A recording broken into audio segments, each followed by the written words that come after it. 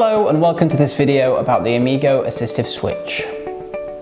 In today's video I'm going to show you how to place the Emego unit on the forearm, and we're going to twitch our ring finger so that we activate the switch.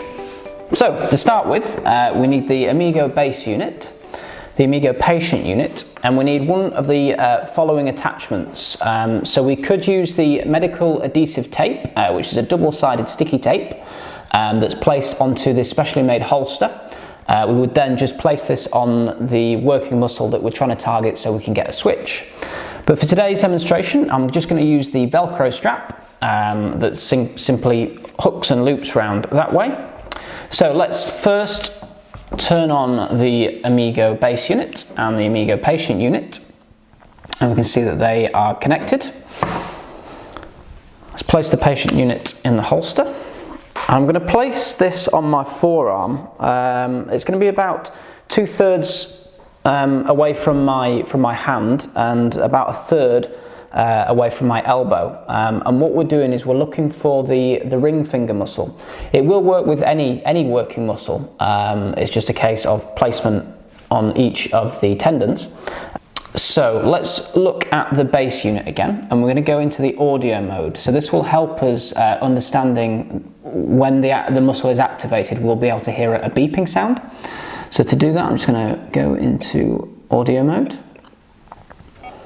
and you'll start to hear a small beep.